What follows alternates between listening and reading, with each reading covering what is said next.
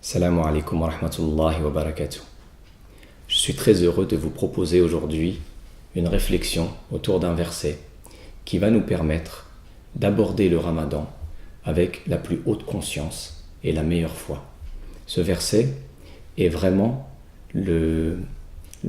touche vraiment la finalité de ce qu'on fait.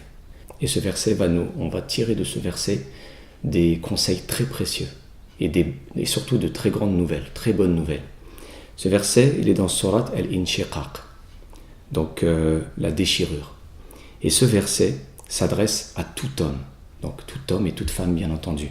A'udhu billahi minash shaitanir rajim. Ya ayyuhal insanu innaka kadihun ila rabbika kadhan famulaqih. Ô homme, certes, tu t'efforces pour rencontrer ton Seigneur, sache que en persévérant, sûrement tu le rencontreras.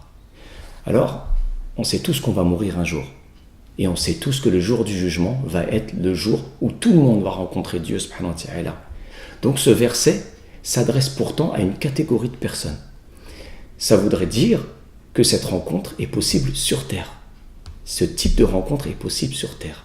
À travers son cœur, à travers sa foi, il est possible de rencontrer Dieu subhanahu wa ta'ala. C'est la première bonne nouvelle. La deuxième bonne nouvelle, c'est que cette rencontre est accessible à tout homme.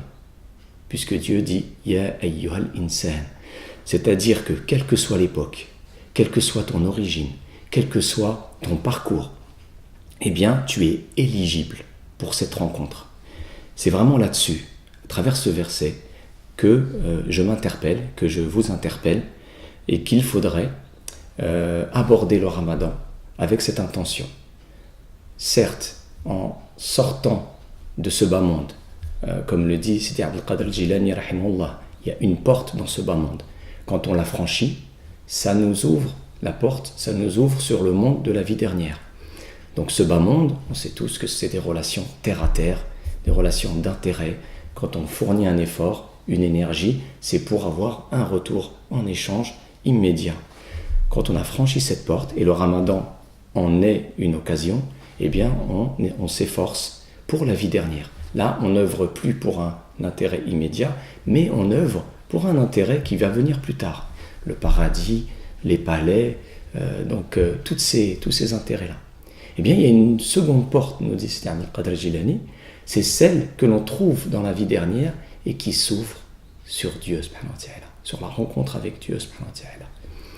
C'est cette porte devant laquelle il va falloir veiller, devant laquelle il va falloir pleurer, devant laquelle il va falloir s'efforcer pour qu'elle s'ouvre et qu'on puisse entrer parmi alladhina an'amta alayhim, ceux qui ont été comblés de bienfaits.